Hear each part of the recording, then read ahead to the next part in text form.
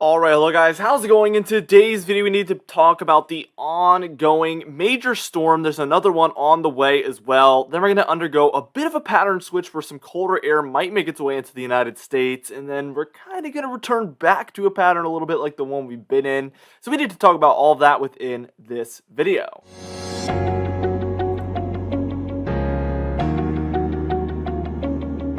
Anyways, before I get into this video, be sure to smash that like button, leave a comment down below, and subscribe for more weather-related content. For today's comment of the day, I want to know, do you think that we're going to have a lot of storms in March, or do you think it's generally going to be a quieter month as far as low-pressure systems moving across the nation? Let me know in the comments down below what your thoughts are, and I'll be picking one of those for tomorrow's video. Now there's a couple features here that we need to talk about. One is moving up like this. So this is what we've been generally referring to as storm number 1 for a couple of days. And then we have this kind of area in here, and it's moving sort of like this. It's going to take a similar track, and we've been referring to this one as storm number 2 pretty frequently as well. So there's multiple areas being impacted right now. We have snowfall up here in the northwest. We also have snowfall here for the Four Corner states. We have some storminess generally for the Ohio Valley and moving into the eastern United States. Storm number 1, the actual low pressure system, is offshore. You probably can't even see where I'm drawing right there, but basically offshore of even New England. And this is like the lingering stationary front that's coming down from that low. That's somewhere probably further east than that, but we'll just call it that for now. And it's stationary because the cold air, well, the warm air is coming from the south, and then the cold air is coming from the north, and they're squeezing, and everything is moving along this front. So again, cold air squeezing here, warm air squeezing here. So it's not moving south or north, it's moving along the front. It has nowhere else to go. So that's what we're seeing take place here with the current radar imagery. Now let's just zoom into a few different regions and talk about the impacts that might be being felt. We have some more moderate snowfall there, and even some heavier snowfall near Seattle and Portland. I don't know if it's really reaching that low of elevation, but we do see that this is moving southward there. I don't see any green, so I'm assuming that that means it is snowing quite a bit, which is very, very interesting. Now down here for the Four Corner states, we could see generally for especially New Mexico and Colorado here, but also bits of Arizona also. And then moving into Nebraska at times here as well, we're dealing with some snowfall. And this is really developing up here for Dakota, South Dakota that is. I was going to say the Dakotas, but it's not North Dakota yet. South Dakota and Nebraska there, we're seeing some snowfall develop, and it's probably going to really set in for these regions soon. Now, we do have some of that freezing rain taking place in here, even some lightning with that apparently. Some storms lingering down here to the south for Texas, Arkansas, Louisiana, Oklahoma as well. And as we move further northward, we can see there's some snow showers here in the Ohio Valley, probably not leading to any accumulation unless you're getting consistently hit with these, as they're being, they're much shorter lived at this point. We also have some more moderate to heavy rainfall taking place there for Tennessee, Kentucky, Virginia, North Carolina as well. All of these states are dealing with that more persistent rainfall, and it's, like I said, probably going to move in just about like that over time, so we will see more rainfall for these regions as well. Now, what we're going to do here is we're going to move on, and we're going to move on and talk about that modeled guidance. All right, now here we are taking a look at that modeled guidance. You can see storm number 1 kind of coming to a close here as we're taking a look here at this portion.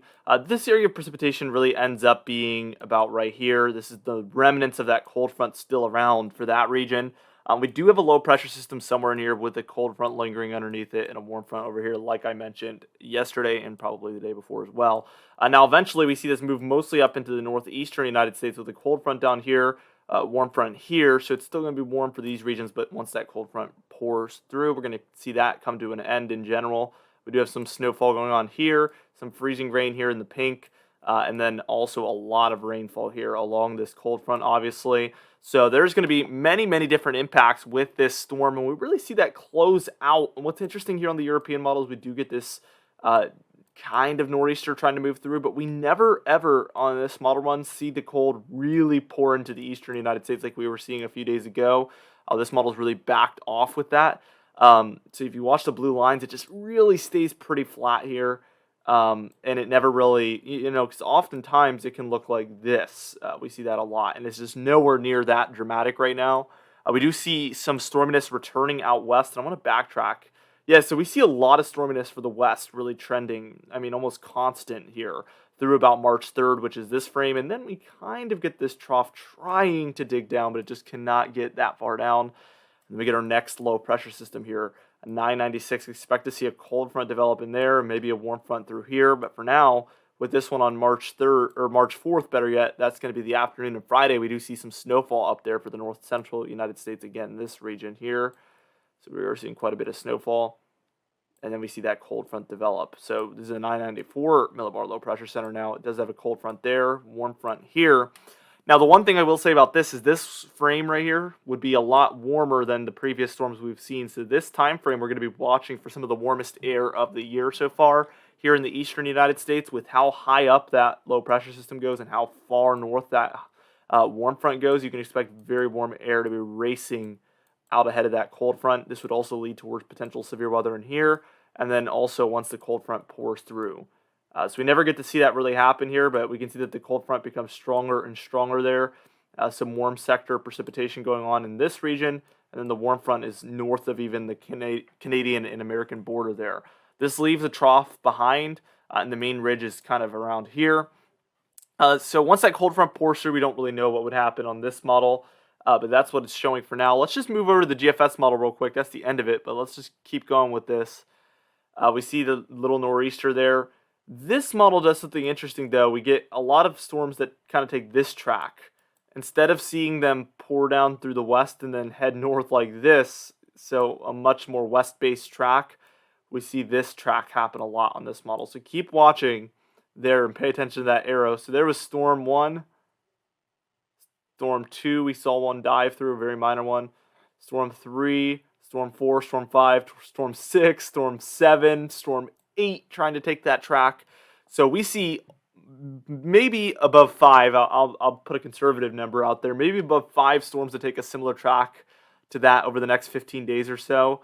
Very, very interesting. And we could see multiple times what happens is that we'll see a little bit of a low pressure system form in here and a little bit of a cold front try to trend there, but it doesn't really get like the European model showing, not quite. Let's see if there's any cape with any of this activity. I'm going to guess not nearly as much as what the European model would be showing. Yeah, so I saw one frame there, like right around here. I'd be concerned. That's March 7th, though. This is beyond 240 hours out, so I'm not really sweating that one yet. We'll have to see what happens with this, but it is interesting to see big differences in the medium to long range on the European model and the GFS model. Obviously, the GFS model having these clipper type systems move through that become Miller B nor'easters. This would bring a ton of snowfall potential to the upper Midwest, the Great Lakes, and the Northeast. Or the European model, which would keep a lot of warmth in the east in the long range, and then a lot of storminess out west, actually, and then a lot of the central United States, and then frequent cold fronts and severe weather potential in the southeast. We will have to see which one of these models wins, but be sure to tune in tomorrow with us, guys, and every single day, because we're going to be going through these models and seeing once they come together, we will have a much better picture of the long range here. Anyway, for today's confidence tab, no surprise, we're at a 4 out of 6. Who would have guessed, right?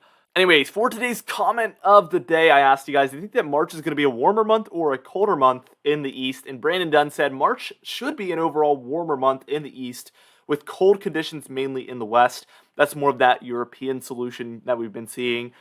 So definitely it's a toss-up, but it is interesting to see what you guys had to say. For today's patron of the day, I want to thank you all for supporting the channel, but especially our Platinum patrons, Bill Crates, James Wade, Dovin Nagel, Little the Pan, Mandy Birchfield, Patrick Strickland, Dave Scott, and Donna Carnes as well. I would also like to thank our Diamond patrons, Bill Roberts, Marcus Connolly, Noah Harlan, Kudalasa Catbite, Charleston It, Bill Dallas, Gary's, and John Colisi also. I would also like to thank our channel members, Catbite, Stephen Fan, and Jeremy Cox as well. Anyway, guys, thank you so much for watching this video. Be sure to smash that like button, leave a comment down below, and subscribe for more weather-related content. I'll see you guys in the next video.